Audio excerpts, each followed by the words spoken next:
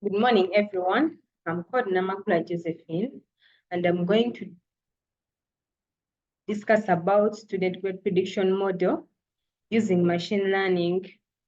First of all, I'm going to first take you through what is machine learning and what is its application. How am I going to apply it in my problem? I discuss for you about the different types of machine learning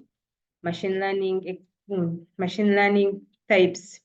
First of all, machine learning is a subfield of artificial intelligence that focuses on developing algorithms and statistical models that enables computers learn from and make predictions or decisions based on data without explicitly being programmed for each task. With the past data about performance, attendance, homework, tests, etc. that schools keep, they can make better use of it by applying it as data sets for these machine learning algorithms. The result of this will be solutions to enable them use easily identify students that might be going down the same path of failure. What do I mean? So in higher education institutions, every institution has its own students' academic management system to record all students' data, marks, containing information about students' academic results in final examinations and grades, which have been recorded and used to generate students' academic performance report to evaluate the course achievement every semester. The data kept in the repository can be used to discover insightful information related to student academic performance. Further breakdown machine learning, it has three main types, which is supervised learning, unsupervised learning, and reinforcement learning. So about supervised learning, here, the machine learning algorithm is trained on labeled data where the input data is paired with the correct output. The algorithm learns to map the input to the output based on the labeled examples. Let's picture this in this way, where the schools have data on who failed and what they used to do that led to that. Even if it's not documented, teachers always have stories to tell about their students. Algorithms used and types of problems, which are used under supervised learning, which are linear regression and decision trees are used for regression problems. Let's say predicting continuous values. Second is logistic regression or support vector machines, which are used to solve classification problems like predicting categories. The second algorithm is labeled data utilization. Under labeled data utilization, we have labeled data utilization, where labeled data consisting of historical student records with associated grades will be used to train the model. The model generalizes from this data to make predictions on new and unseen instances. So unsupervised learning is a type of machine learning that learns from unlabeled data, which means the data does not have a known output or a target value. In other words, it's the algorithm to predict what are the outputs of the data. In the grade prediction model, unsupervised learning is used for feature extraction and selection. Unsupervised learning methods helps us automatically choose the most informative features that have the most impact on predicting students' grades, such as previous grades, family background, and behavior patterns. So the algorithms and insights under unsupervised learning are clustering, which helps to identify student groups with similar academic profiles, and dimensionality reduction simplifies data representation. Insights may include discovering hidden patterns, correlations, and identifying outliers. So we have handling and how are we going to handle unlabeled data under unsupervised learning? Unlabeled data, such as student information without corresponding grades, will be subject to clustering or used in dimensional reduction to provide a comprehensive understanding of a data set. So when we go on reinforcement learning involves an agent learning from interactions with an environment to maximize cumulative rewards. In the student grade predictor, the model could optimize study schedules or interventions to maximize student performance. the environment, agent, and the reward system under reinforcement learning. So the environment represents the educational systems and academic dynamics. The agent, which is the model making decisions on interventions or study recommendations. The reward system is the grades or academic success serve as the rewards guiding the model to optimize decision making. So the use cases, reinforcement learning can be applied for personalized study plans, adaptive intervention, or optimizing resources to improve overall student success. So reinforcement learning algorithms can be categorized into several types. Model-free LL.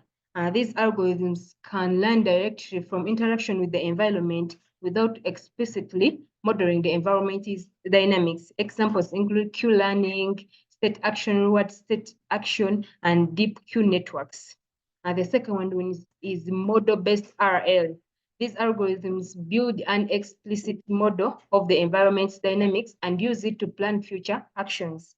Model-based algorithms often involve the combination of learning the model and using it for planning or decision making.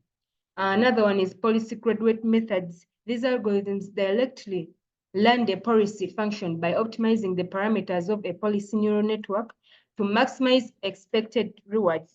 Examples include reinforce proximal policy optimization, which is PPO, and trust region policy optimization, which is TRPO.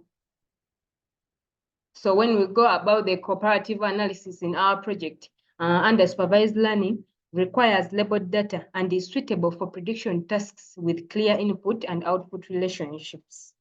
So under unsupervised learning, which works with unlabeled data, providing insights into patterns and relationships with the datasets. Reinforcement learning focuses on decision-making processes to optimize long-term rewards. The choice of method depends on the nature of the problem. Supervised learning is suitable for predicting grades, unsupervised learning is suitable for discovering patterns, and reinforcement learning for optimizing interventions. So the challenges and considerations, while applying various machine learning methods to predict student performance holds promise. It's crucial to acknowledge potential challenges and ethical considerations. So the challenges are, we have, under the challenges and consideration, we have data quality, data accuracy, and completeness. Inaccurate or missing data can significantly impact model performance and lead to unreliable predictions. So we have computational resources, we have interpretability and explainability, privacy concerns, and so as we see that these ones are very explanatory, they are self-explanatory. When I go to the next slide, about the ethical considerations, we have bias and fairness, algorithmic justice, human judgment and oversight, student well-being, so, and data collection and processing, model selection and interpretation, transparency and accountability.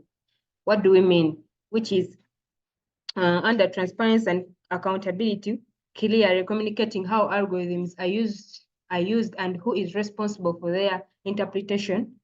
Those people are very essential. And we also have continuous monitoring and evaluation. So we have also collaboration and engagement. So when I got the next slides, which are use cases, we have linear regression, which is under supervised learning. The use case is predicting individual student final grades based on the number of study hours per week.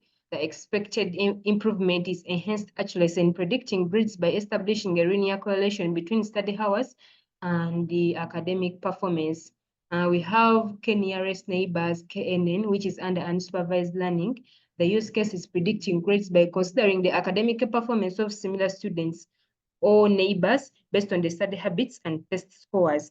The expected improvement is effective for local patterns, identifying clusters of students with similar academic characteristics, potentially improving accuracy in specific groups. The third one, we have hypothetical scenario, which is under reinforcement learning.